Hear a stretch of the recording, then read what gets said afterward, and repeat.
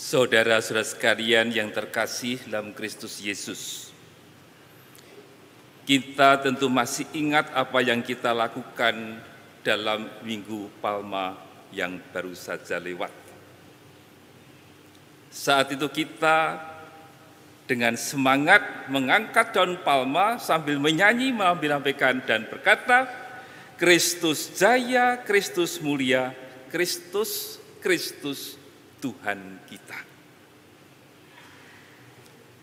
Dengan lambaian daun palma itu, bersama penduduk Yerusalem, kita mengantar Tuhan Yesus memasuki Yerusalem untuk menyongsong sengsara, wafat, dan kebangkitannya.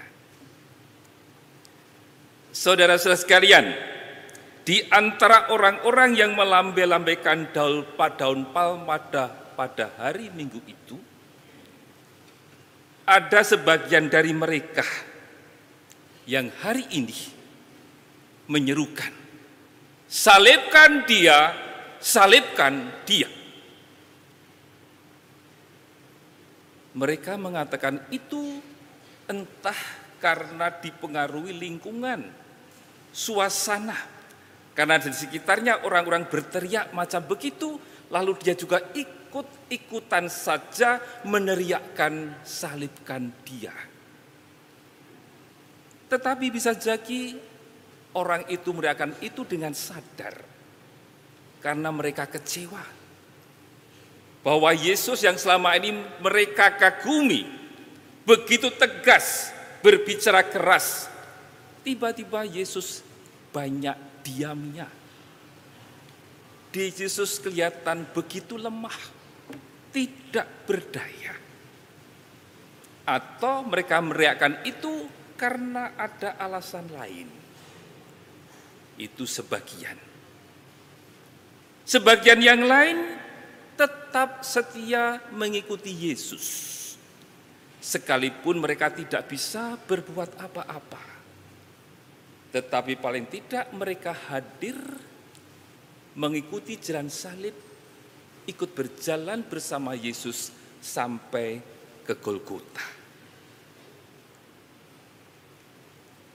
Para saudara sekalian, fokus liturgi pada malam hari ini ada dua, yaitu liturgi sabda dan liturgi penghormatan kepada salib.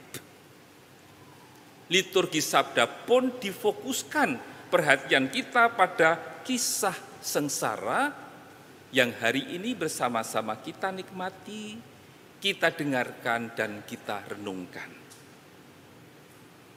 Dan dalam kisah sengsara itu, Yesus tidak banyak berbicara. Mungkin lebih banyak diamnya. Mengapa? Yesus diam supaya masing-masing dari kita mempunyai cukup waktu untuk kembali ke dalam batin kita masing-masing. Yesus memberi kesempatan kepada kita untuk masuk ke dalam nurani kita masing-masing, merenungkan posisi kita, untuk melihat pilihan-pilihan hidup kita selama ini dalam mengikuti Yesus. Kita yang hadir pada malam hari berbagai macam peran yang kita mainkan. Ada imam, bruder, suster, frater, bapak ibu, karyawan, mahasiswa, pelajar, dan peran-peran lain yang kita hidupi. Namun pertanyaan yang diajukan dari bacaan pada hari berlaku untuk siapa saja. Kita diajak untuk bertanya, manakah yang sering kita lakukan? Kita lebih sering melakukan bersama-sama dengan Yerusalem, meneriakkan salibkan dia, ataukah kita tetap setia?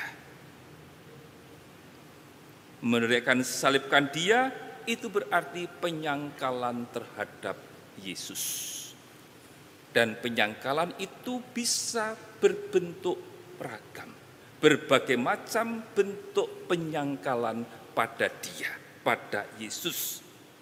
Mungkin penyangkalan dalam bentuk rasa takut, rasa malu, bahwa kita disebut orang Katolik. Takut malu kalau ketahuan dikenal kita ini orang Katolik. Seperti yang dibuat oleh Nikodemus barangkali, atau Yusuf Arimatea, atau yang dilakukan oleh Petrus, atau para murid lain yang lari tunggang langgang meninggalkan Yesus menapaki jalan salib sendirian. Atau bentuk penyangkalan bagi yang tidak sungguh-sungguh merawat janji baptis kita, dengan malas untuk berdoa, malas untuk ke gereja, malas untuk membina diri, memperdalam iman kita. Ada banyak bentuk penyangkalan terhadap Yesus. Ataukah kita berani tetap setia menjadi murid Kristus? Kita bangga menjadi orang Katolik. Kita bangga disebut sebagai murid Kristus. Meski kita tidak bisa berbuat apa-apa, kita belum bisa aktif seperti yang lain. Tetapi kita merasa masih cukup setia kepada Yesus karena menjalankan kewajiban-kewajiban kita sebagai orang Katolik. Mungkin pada tahap itu saja bentuk kesetiaan kepada Dia.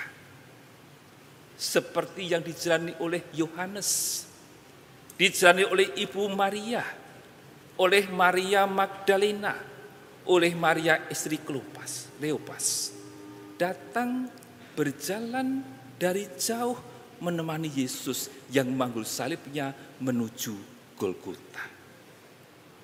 Para saudara sekalian, entah siapapun kita, sering menyangkal atau rajin setia kepada Yesus, hari ini kita bersama-sama diajak merenungkan dan meresapkan dalam hati kita bahwa tidak ada jalan kemuliaan kebangkitan tanpa melewati Golgota.